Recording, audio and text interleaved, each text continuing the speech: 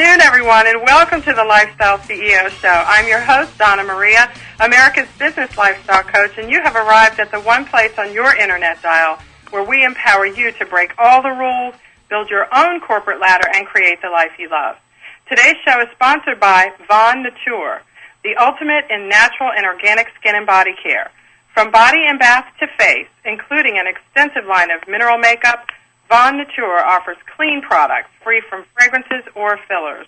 Visit their website at vonnature.com, that's VONNATUR.com, or call them at 866-628-8744.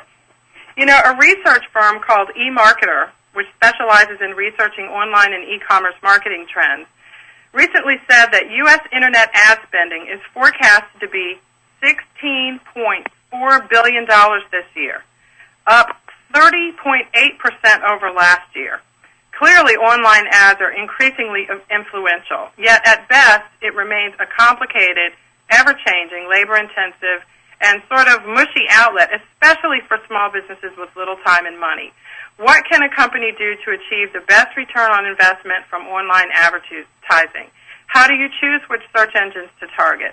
How do you choose your keywords, and when do you change them? What about click fraud? How do you track online advertising success? These and other related questions are the undisputed territory of today's guest, Catherine Seda, author of Search Engine Advertising, Buying Your Way to the Top to Increase Sales.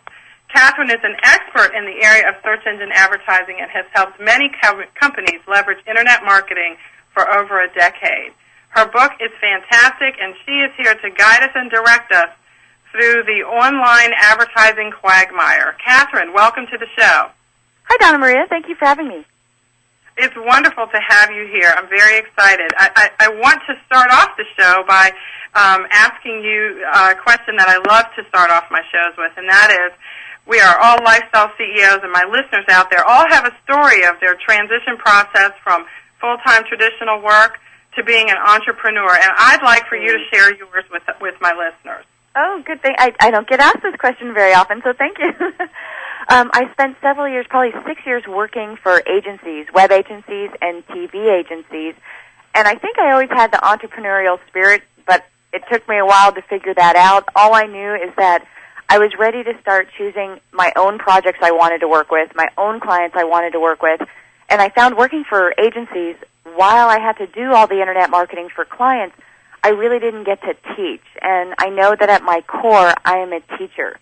And I love being able to write books and teach seminars, and my jobs at agencies didn't really allow me to do that. So in 2003, I left right before, actually gave my notice before my book deal came in, and I think a week after I gave my notice, and I said, oh, thank goodness, I'm on the right path. Good timing, good timing. Yes.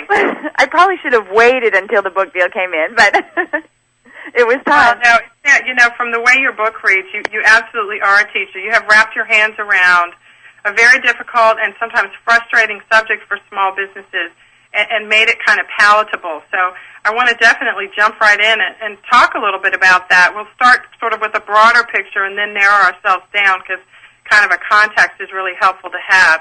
When we talk about search engine advertising, Catherine, what in broad terms are we talking about? Okay, and for all the listeners on the phone, if you want to go to, I'll use a couple examples during this call. If you want to go to a browser and go to google.com, and I'll pull up a couple examples.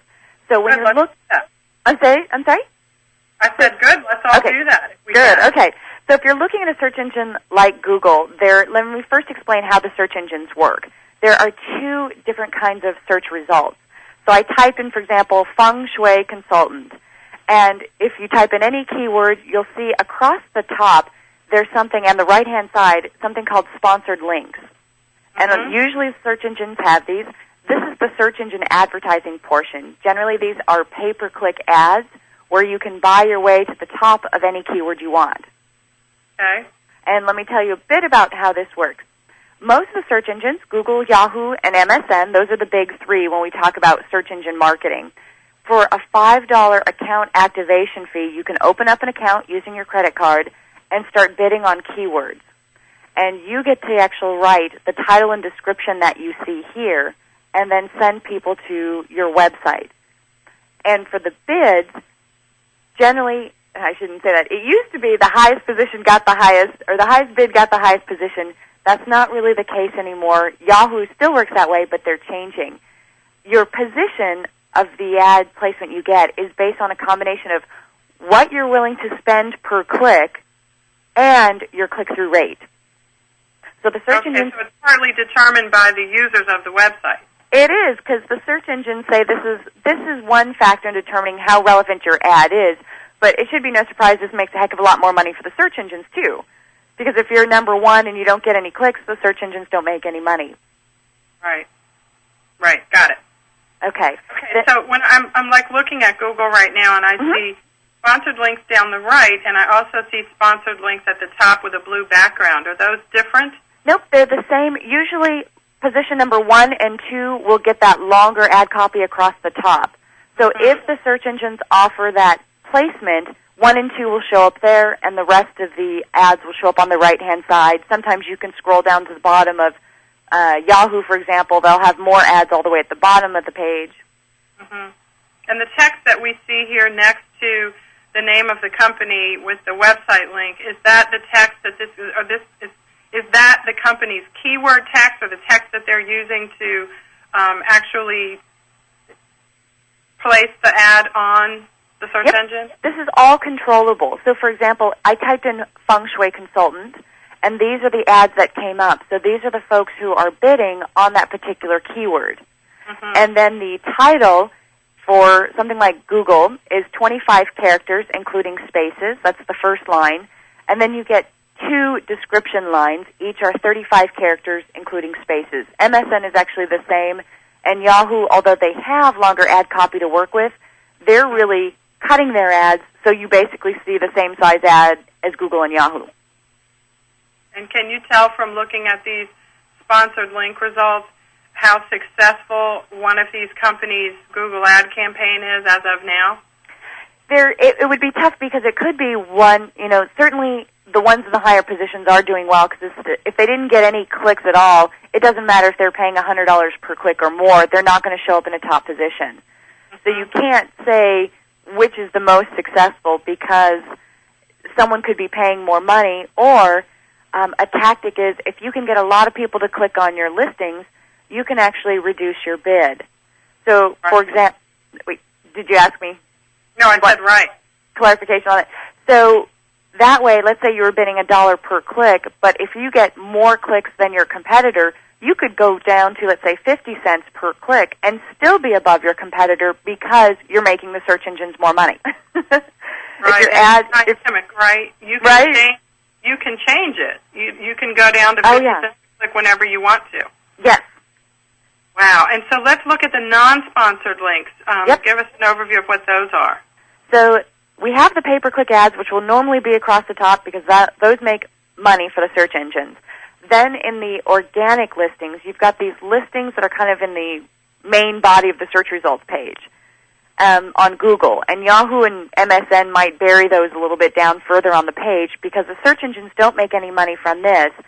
However, if you optimize your website, you put keywords in different areas of your website, it can show up here in the free rankings. Now, your question might be, because I get a lot of people who say, well, why do pay-per-click? I just want the free rankings, right? Why pay for it if you don't have to? Exactly. Good question. Yeah. Well, if you notice at the top, do a search for, when I looked at Feng Shui Consultant, on Google, there are over 1.1 million documents for Feng Shui Consultant that all want a top 10 position. So to climb to the top of those kinds of results is going to be very challenging. It could take months and months, and there are no guarantees. Right, and that's a very useful tool up there that you just talked about, knowing how many companies or how many links fit that description. Right, because if we took away, for example, Feng Shui Consultant could actually be more doable than I looked up Feng Shui. If you wanted a top 10 position for Feng Shui, now you're competing with over 4 million documents. Right. That makes it a lot tougher. But on pay-per-click, put in your credit card, choose the keyword you want to bid in, write your ad copy, and on some of the search engines, you can start showing up in the pay-per-click ads within 15 minutes. So you yeah, you can start driving qualified traffic right away. Cannot beat that. This is such an interesting area, and you know, of course, everyone who has a website feels so heroic once they've launched the darn thing. It's like then the next thing you have to figure out, because there's so much involved in designing it and setting it up, pictures, and you just feel like you need a break. And so that's why where your book comes in and helping to kind of break all this stuff down. So when you talk about search engine advertising, you just shared some really useful tips. And I know you have kind of a 5 essential steps in a pay-per-click campaign. Can you share a little bit about that? Sure. Okay. So hopefully everyone's got their pens ready. The first step, okay. The first, or actually I should say these days with or their laptops ready so they can take notes. That's okay too. Gone are the old days of paper. The first step is to choose your keywords, and I'd be happy to elaborate and give some more tips on how to do this. So choosing your keywords. The second step is writing your ad copy, and that includes a title and description. The third step is assigning a landing page to your ad. And a landing page is the web page that people land on once they click your ad. Okay. And the home page almost never makes a good landing page, and we can talk about that in just a minute. Yes. The fourth step is setting up your campaigns correctly with the search engines. And there are at least half a dozen things you need to do, and I can't go through them because you need to actually set up your account. But I'll give you kind of the overview. The search engine's number one goal is to deliver traffic to you because that's how they make their money. But that's not your goal. You don't make any money from traffic. You only make money when people, they become their leads or they actually buy something on your site. They're conducting business with you. Mm-hmm. So when you set up your campaigns with the search engines, always be really careful when the search engines say, great, this delivers more traffic to you. Great, use this tool, use this feature. And they actually have it set up so you actually get more traffic than you should right away with the way they set up your keywords for you and so forth, which I don't approve of. I don't want you to spend more money than you should. Spend less money when it works, then expand your campaign. Right. The fifth step is tracking your results. And there are programs through oneshoppingcart.com, through another shopping cart you might use.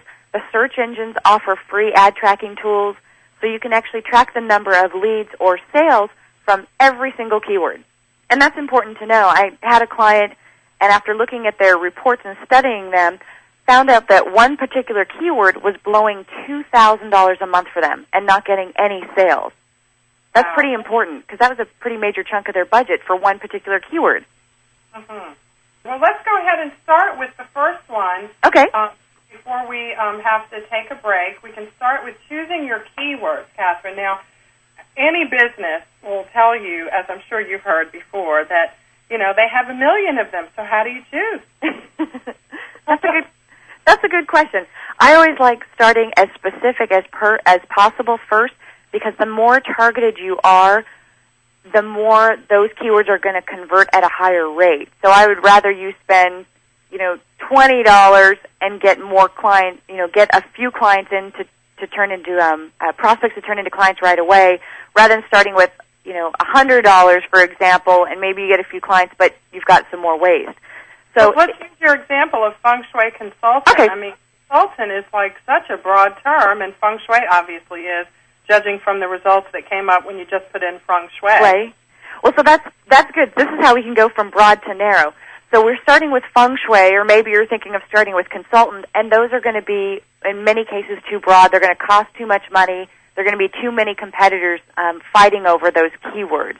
So here's a tool. The Yahoo tool's been having problems lately, which is too bad, but there's a free keyword tool I want to point out.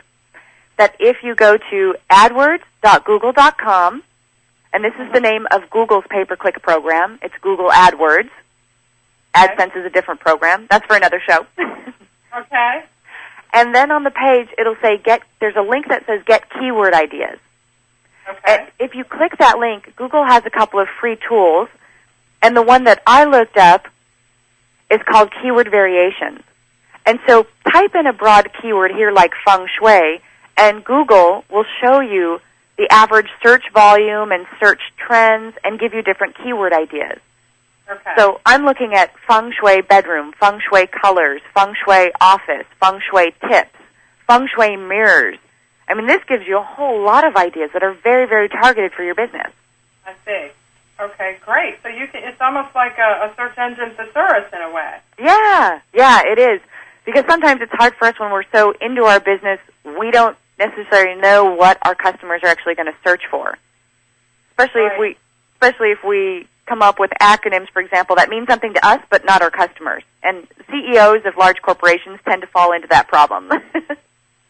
Right. Well, it's no wonder with all the other stuff to be concerned about. So this is a really great tool. So anybody who's new to this can kind of get their feet wet by checking out that link and just starting to play around with some words. Mm-hmm. So again, it's adwords.google.com. If you didn't get the URL, you can go directly to it. Right. Well, we're going to take a break long enough for everyone tuning in today to go check that out and do a couple of searches on your own.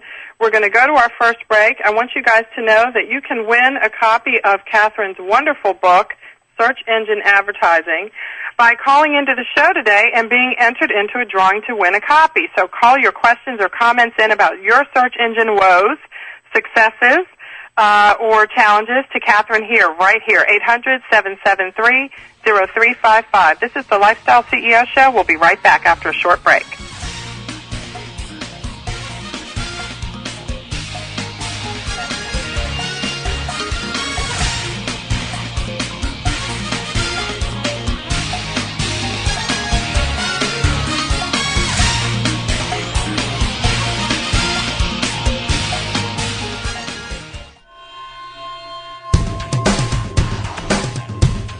Why is everyone listening to GlobalTalkRadio.com? Because it's the future of talk radio. Every day, more and more people are finding Internet radio as not just an alternative media, but as a replacement to traditional AM and FM broadcast stations. Internet radio offers a wider variety of programs, convenient on-demand listening that meets your schedule, and fewer commercial interruptions. And GlobalTalkRadio.com is already leading the way by matching this content with a highly targeted Internet audience. GlobalTalkRadio.com offers its listeners one of the widest programming varieties on the Internet, from business and finance to self-improvement, paranormal, health, literature, romance, politics, and more. There are also opportunities for prospective hosts who would like to host their own weekly or one-time talk shows.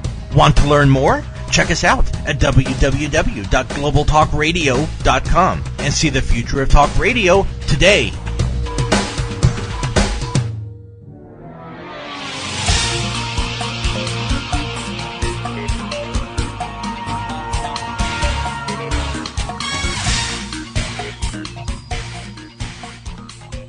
Hello, everyone, and welcome back to the Lifestyle CEO Show. We've got Catherine Seda, author of Search Engine Advertising, packing this show with useful information for how to maximize your search engine advertising. So we're just going to get right back into it. Before we took our break, Catherine shared with us her first strategy for getting your search engine results up, and that was choosing keywords. And along with that, Catherine, I wanted to ask you about using those keywords and choosing what copy you're going to write. Mm-hmm. My newsletter this morning had an article in it that dealt with trademark-related issues. Is this something that all businesses need to be concerned about when they're writing their keywords and writing their ad copy? Yes, actually they should, because trademark marketing is extremely powerful, and those keywords convert at an astronomical rate because people type in something like Nike or Adidas. They want those brands. So if you're representing a brand and someone knows your products and services or the names of your company, these are names you want to bid on or keywords you want to bid on. Also, if you happen to be a reseller of a big brand, to market those trademarks as well, as long as that doesn't violate, let's say you're an affiliate, as long as that doesn't violate the policy that the merchant has. Mm-hmm. Now, so if you have a brand name that's yours and yours alone, market it. Then you should, number one, use it in your keywords, and number two, be on the lookout to make sure that other people are not using it to boost their results.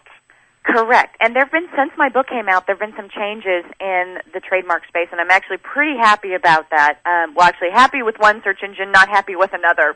What happened? Tell us the story. When we talk about, the problem is competitors bidding on your trademark terms, and you really shouldn't bid on your competitors' trademark terms either. But if they're bidding on yours, The good news is MSN, Microsoft search engine, and Yahoo, if your competitors are bidding on your trademark terms, you can file a complaint with them, and they should remove those competitors from bidding on them, so long as they're a direct competitor and they're trying to sell something. So let's say Nike can't bid on the word Adidas, drive people to the Nike site and say, hey, we know you wanted Adidas, but buy Nike shoes instead. They can't do that. It doesn't mean it's not happening, but you need to bring it. It's your job to bring it up to the search engines if you see this happening. Right, because you want to... Unfortunate for investment, yeah, because you've put all that money into your brand. Unfortunately, on Google, even if you file a complaint, they will not prevent your competitors from bidding on your trademark terms. However, they will take those keywords out of your competitors' ads, so you still want to file a complaint because you still don't want someone leeching off your brand name. So at least if Adidas is going to bid or Nike is going to bid on the keyword Adidas, you at least want to tell Nike, hey, you can't use the Adidas keyword in your ad, because that's ours. I would imagine that if they haven't already, some of these cases are going to percolate their way through to some federal courthouse one day soon. Oh, there have been tons of lawsuits over this already, over trademark marketing. It's pretty big. I would imagine the vast majority of them end up being settled, but I would also imagine that Google and Yahoo and the rest of them get dragged in right into the middle of it. Sure, because they want to claim, free speech, and they're just the channel. They don't really want to get involved, but at the same time they make money off of that because the trademark terms convert so high. There's thousands of people and people who will sell knockoff products because they don't have the overhead cost of business, and then they'll go after those big brand names to get the traffic. Yeah. They bear obvious responsibility. So I hope the cases are coming down that way. Yeah. And I'll be looking forward to the next version of your book where that's discussed in more detail. Yes. And this leads us right into your second tip, which is to write your ad copy. Using the words and the brand names and everything that you think are significant will draw traffic and sales to your site. Great. Okay. So we talked a little bit about the length of the ads, 25 characters for the title, including spaces, 35 characters for each of the two description lines. So basically in your title, and if you see on something like Google, you have basically 3 words for your title, maybe about 5 words for each of the description lines. So here are a couple tips. Even though you want as many clicks as possible to help you climb the rankings even in the pay-per-click ads, you want to make sure that you get highly qualified customers. You don't want to pay for clicks that don't convert. Right. So whenever you can be more specific about what you offer and be real careful about using the word free, for example, where you can get a lot of looky-loos, but nobody actually comes in and does business with you. And another important tip, to make your ad more relevant, always include the keyword you bid on in either your title or description. Okay. Because when people are searching, they're typing in something, again, like feng shui consultant. And so if you type in something like, if your ad says something about, interior design for great harmony and peace, someone's going to read that going, oh, well, that's not what I wanted at all. Right. Even though those might be some of the principles of feng shui. Right. Do you also, Catherine, put those words in the landing page on your website? That's your third point, is to assign a landing page to your ad. That was a really good transition, and yes, that's absolutely right. You've been listening. I've also had the benefit of reading a little bit of the book too. But this is so important because I tell you, and I know you have studied this topic, but just from a layperson's objective observer, just a website observer, not a show host. I go on the internet. I think I found what I'm looking for. I'm ready to buy it. My credit card is out. I click on the link, and I'm taken to a home page with nothing. Or, I'm ready to buy this basket of beautiful fruit and flowers, to send to the hospital. And I go to the home page, and there's this great fancy logo. Our company's fabulous. But where's the fruit and basket that's $49.99? Is that what you mean? Yep. You just pointed out a huge mistake. This is one of the most common mistakes that people make with their landing pages, is that they send people to the home page. And the home page, with the exception of few businesses, and I can explain when that would be, but the home page is almost never the most relevant page for your ad. So if someone, you're right, let's use your example, if someone types in fruit baskets and they go to a gift site homepage, they've already told you by going to a search engine exactly what they want. So you should take them to the fruit gift baskets page, not to the homepage, because they're going to get there and say, well, maybe they don't offer that anymore, or you know, I'm not going to go looking around. I don't have this kind of time. And they're going to hit the back button and go check out another pay-per-click ad. That's right. That's what I did. I've done that even on big companies where I've gotten excited about the offer that I've seen. Let's say a free vase with an order of flowers. So I've clicked on that ad just to get that free offer, and I don't see it on the landing page. So I think, oh, no, I probably missed the ad. It's no longer available. You know, they took down the offer, and I missed it. Well, what do you think about searching around?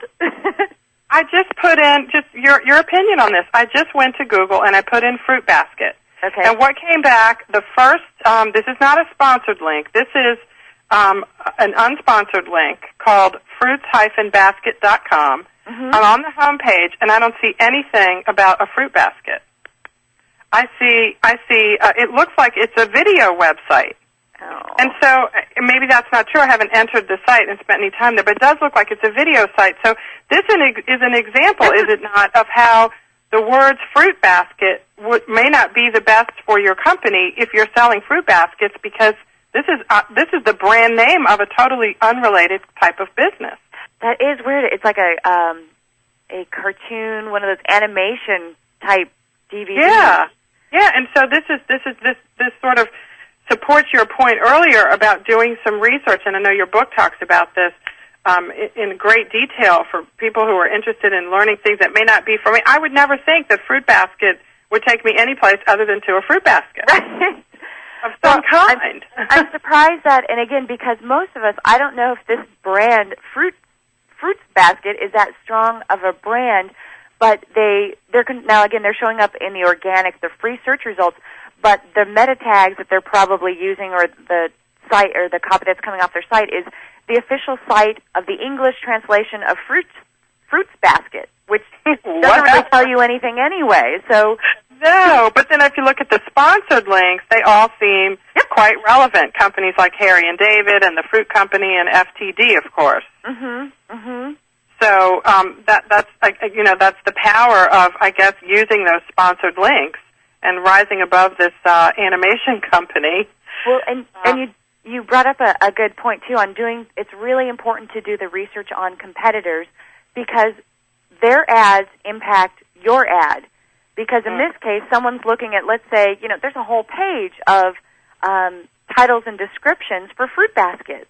And how are you going to make yours stand out? So, for example, if everyone on this page is offering free shipping with fruit baskets, if you just put free shipping, that's no longer a hot offer because everybody else is doing it too. Right. So if we can, since I pulled that result also, for example, here are a couple good ones, probably perfect for the holiday. HarryandDavid.com. Over 250 gifts under $50, ordered by December 15th for holiday arrival. I mean, they've made it very custom for this particular season. Yeah, and that's such a good point that you made, because no matter what kind of business you're in, you can squeeze a ton of information into that description. Yep. And they did, look, they tell you how many, they tell you where to go. They say, they put your deadline. I mean, it's everything you need to buy something for someone for a holiday gift. Mm-hmm. And you've got to give them an incentive to click your ad instead of somebody else's. And since the competitors change often, you can change your ad anytime you want. Competitors can change their ad anytime they want. You need to periodically look at the ads so you can see what your competitors are doing, because there are always going to be new competitors and new ads, because you want to set your ad better than theirs. Give folks a new offer. Right. Now, you talked about assigning the right landing page to your ad. When you're doing your research, Catherine, is there a way to check your competitor's landing page for what keywords are used in their website that match, for lack of a better word, the keywords that they're using in their ad? Yep. Actually, that's a very good point. What you can do is, now don't click them to death, because that's not nice business karma, but if you click on these ads, it should take you, if the competitors are doing what they're supposed to do, they should take you to their appropriate landing page. And because the keywords you bid on almost always have to be in the landing page, you can check out your competitors' landing pages for other keyword ideas. Now, why is it possible to hide those words on your landing page, or do they have to be there for spidering purposes? Okay, because we're talking about the search engine optimization as well. People can put to rank well in the organic listings, people can put keywords in their meta tags, and you can simply view those by going up to your browser, hitting View, then scroll down to Source, and you'll see the keywords at the top of the page. But most people aren't focusing. Keywords aren't all that in a bag of chips anymore. They're not as important as they once were. And if you want to check out your competitors on pay-per-click ads, then you need to check out your pay-per-click competitors and actually look at the keywords on their actual landing pages. Oh, okay. So in our example, we would go to Harry and David and click on the landing page and find out what the keywords are. It's just they should be all right there. So yeah. I had a funny problem with that, and this was actually years ago. It's still for a good story because it can still happen. Where I was bidding on for a client the word white sewing machine. White sewing machine. Now, we didn't have white sewing machine on the copy, but there was a picture of a white sewing machine. And the ad was still rejected because we didn't officially say white sewing machine somewhere on the page. So, so in case your ads get rejected, it could be, and the search engines will tell you, there'll be little notes inside the system, but it could be that you're not including those keywords in your landing page. And that's one way the search engines can help make sure your ads are going to be relevant. Right, and is that also one way that they make sure that people aren't just using particular words to get traffic to their website, even though it's not pertinent? Right, and that could be something, we can always look to the porn sites for being innovative with that kind of marketing. Right. I think I heard someone once call this blacklisting.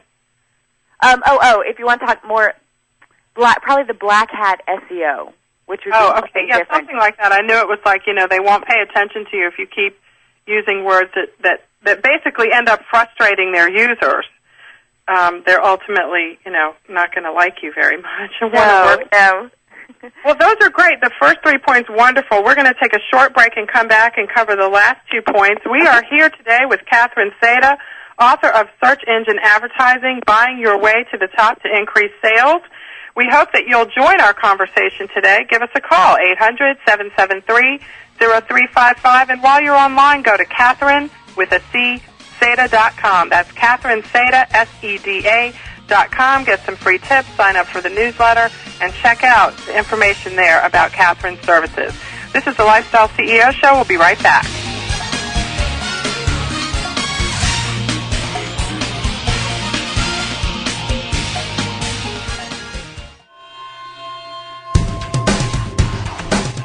Want to stay on top of what's new in the radio industry? Sign up for a free subscription to the Future of Talk Radio, available exclusively to listeners of globaltalkradio.com, and find out what's new in the world of online radio. Listeners can find out about new shows and special guests. People with something special to offer can find out how to become a guest and how to prepare for an interview. And prospective hosts will find a valuable resource for everything from planning the new program to selecting topics and guests, recouping expenses by selling advertising, and more. Sign up today for your free subscription to the Future of Talk Radio by visiting www.globaltalkradio.com and learn about the future of talk radio today.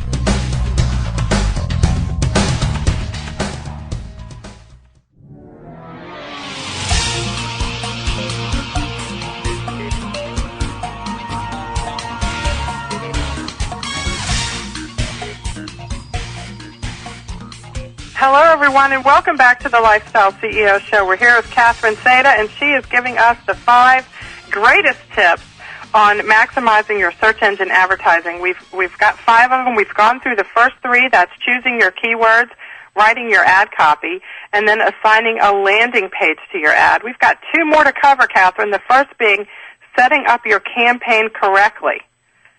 That sounds like very important thing to do, but how do you do it? Okay. So if you go to adwords.google.com. Okay. Okay. And, because this is an example. Oh, I should actually bring up, because people ask me all the time, which one should I start with, which search engines? And Google is definitely the biggest. I can't remember the last stat, if it was 40 or almost 50% of U.S. searches. Yahoo runs at about 20% of U.S. searches and about 10% for MSN. And now, is this the most amazing business story in the universe?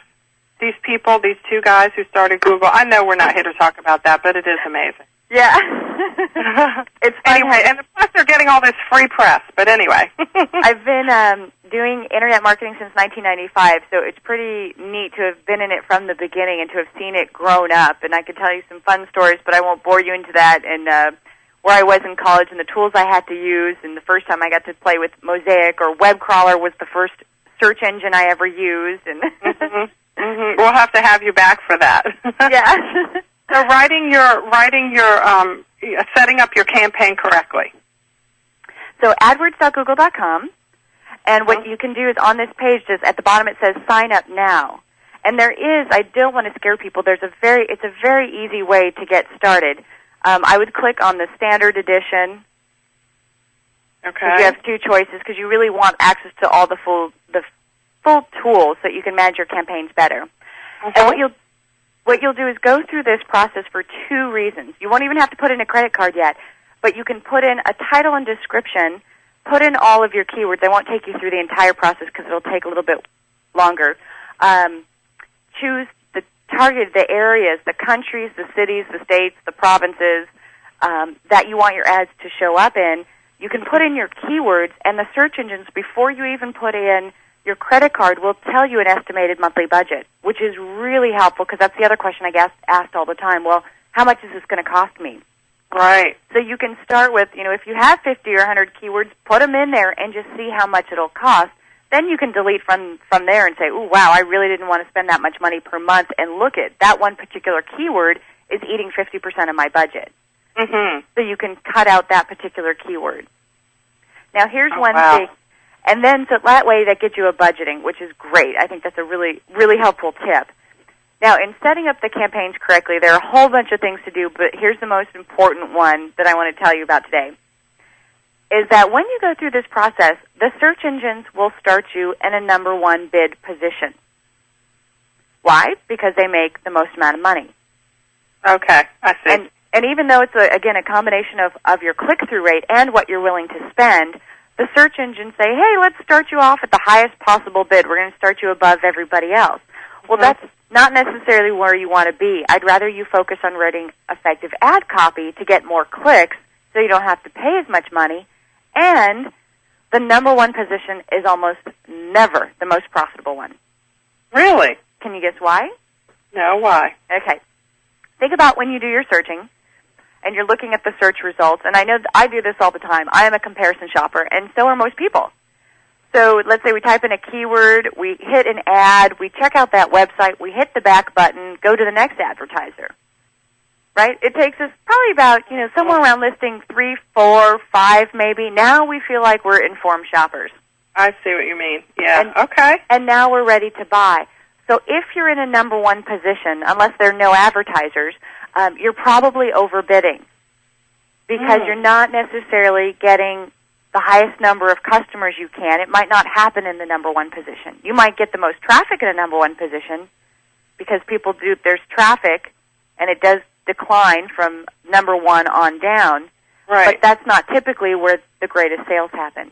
Right. Once again, that's such a good point. I talk with people all the time who have online businesses, as we all do, and one of the things I hear most frequently is, yeah, well, I put such and such a keywords in, and such and such a business was the first sponsored link, as if that was like the best thing.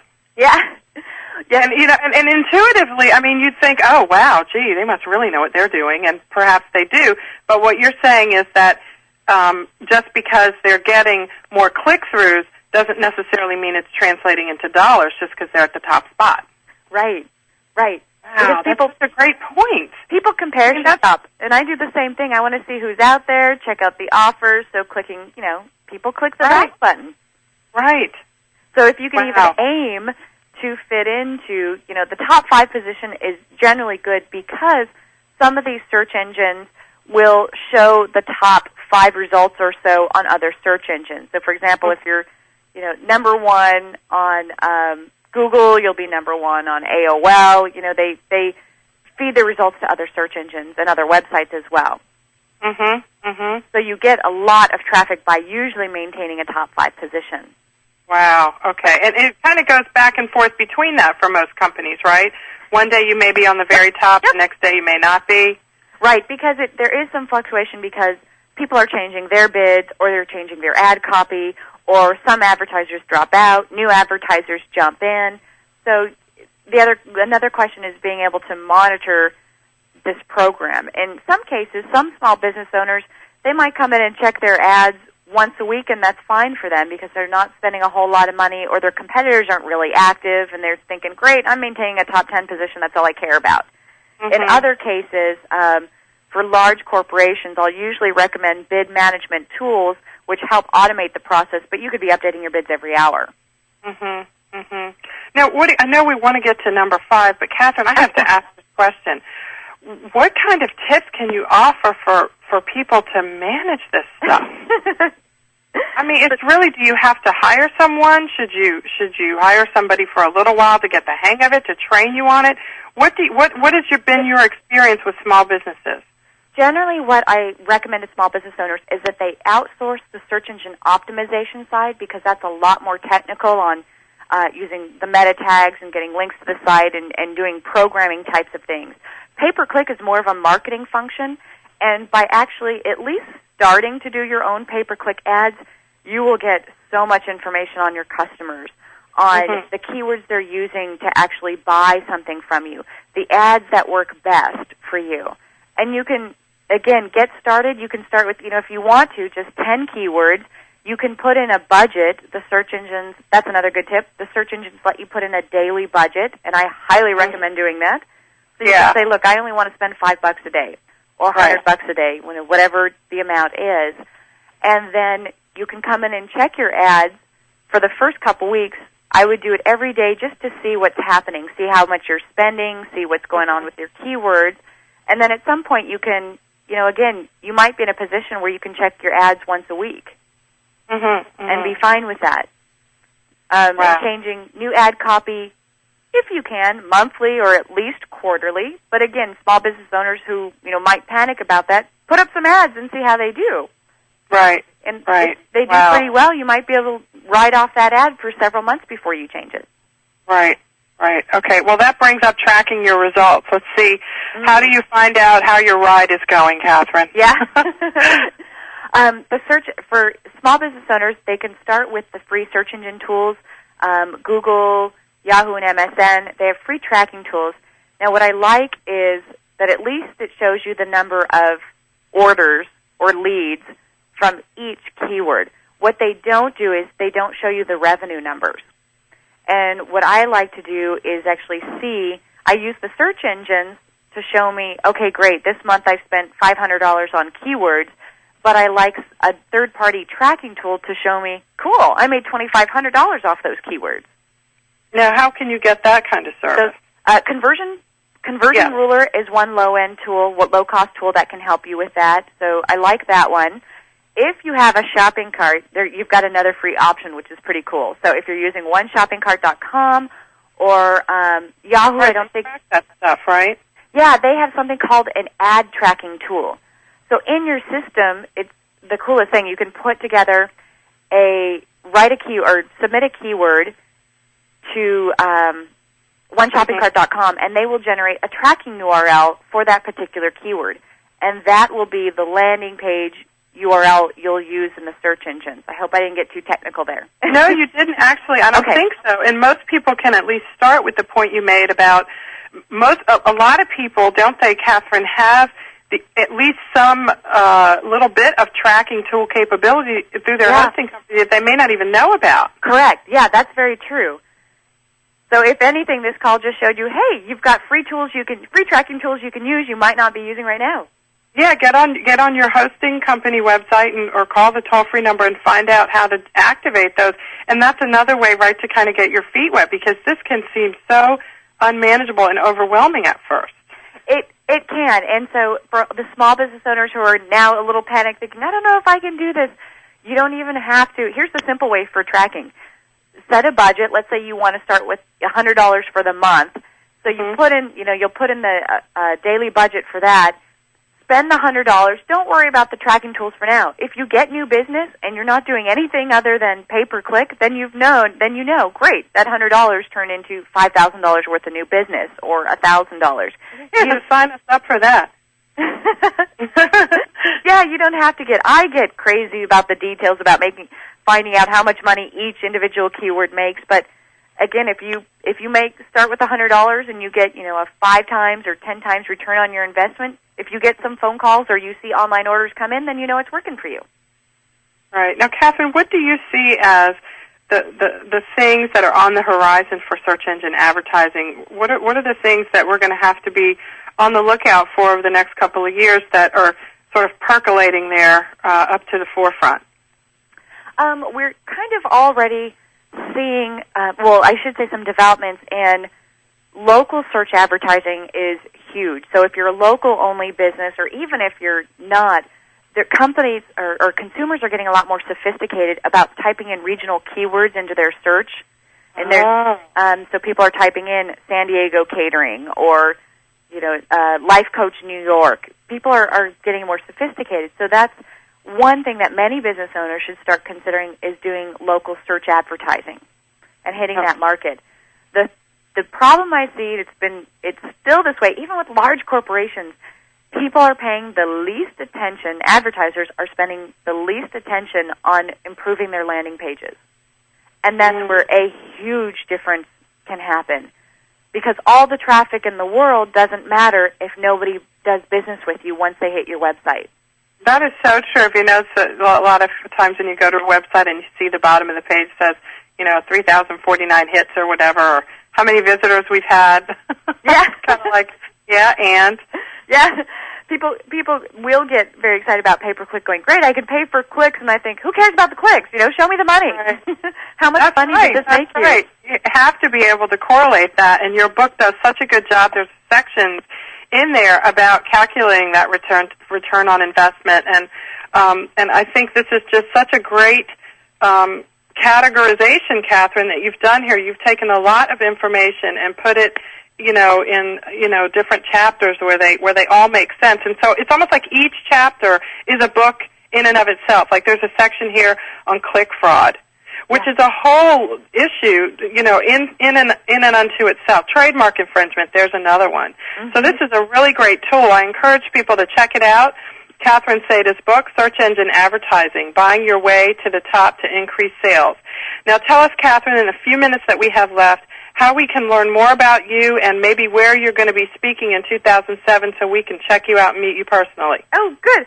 Well, I think the best thing to do is to get on my email list because that's where I make my announcements. So if you go to www.catherineseda.com, there's a tiny little newsletter link up at the top, an easy link, and I know my own website, when you're a marketer, you're always the last one to get your own marketing efforts.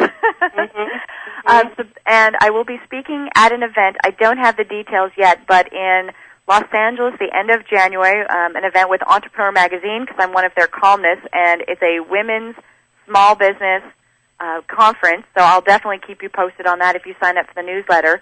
And I have a couple of speaking tours next year. Again, I don't have all the dates. I can't release them yet because my second book is coming out in February.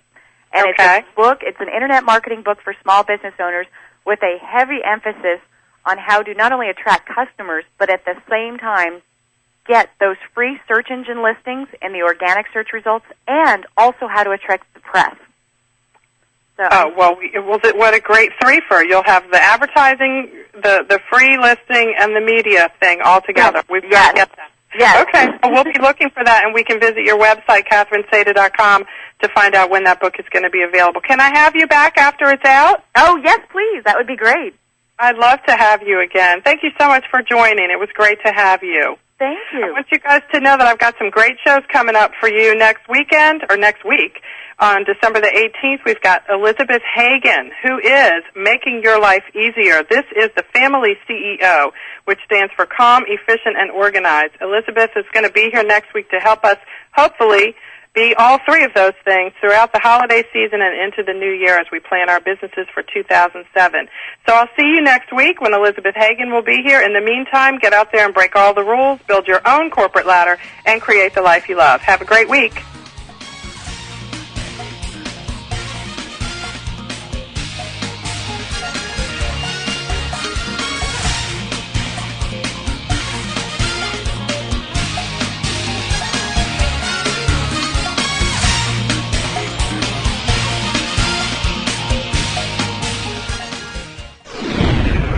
You're listening to GlobalTalkRadio.com.